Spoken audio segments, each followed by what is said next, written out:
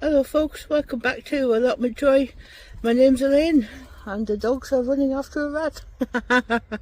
Anyway, I thought I'd come to the allotment and play around with the onions that I've got. I've got some in outdoor beds and I've got some in the greenhouse. They're coming along. They're Peter Gillard's book, and I've got an Ailsa as well.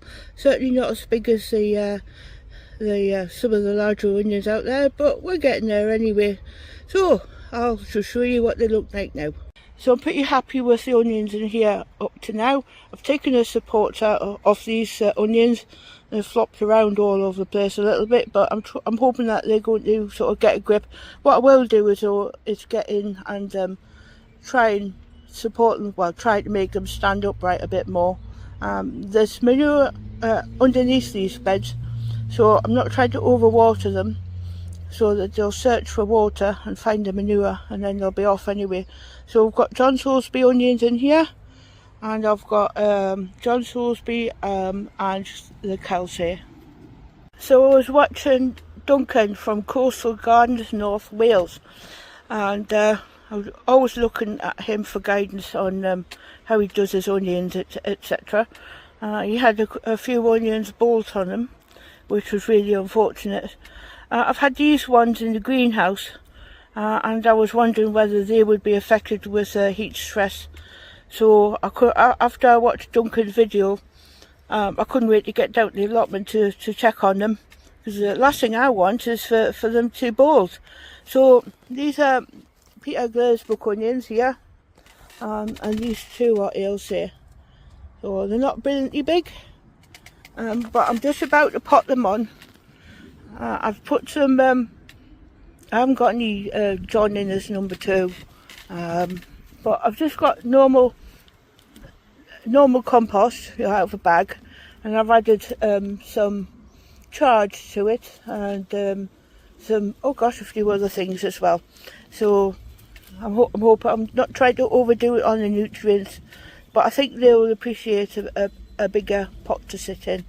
And if we want big onions, you have to put them in big pots, isn't that right? So I'll get these potted up and I'll bring you back shortly. So this one's ready to come out of the pot. It's been looking for a way out. So it's daft, isn't it? The top half is not really much, but the bottom half is root.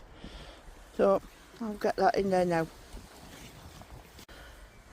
I'm just looking at the size of this pot, thinking to myself, this one needs a bigger pot. Thinking it will not suffice for that one. Anyway, this is a Peter Gillard's book onion, and this one, on the other hand, has a better root structure. So the first one you saw was Ailsa, and this one is Peter Gillard's book. So it just goes to show you as well, it's a seed stock that makes the difference. Well, I've got them out of the pot, but I don't seem to have a bigger one. So it'll give him a little bit more leg room anyway for just now until I source a bigger one. Not bad. Well, that's him in the pot. He's well, he's nearly on par actually in size with that one. Well, that was a bit of a job for some, that is. Anyway, so I've got 1, 2, 3, 4 Peter Gillard's book and 3 Ailsa. These are Ailsa. Don't laugh.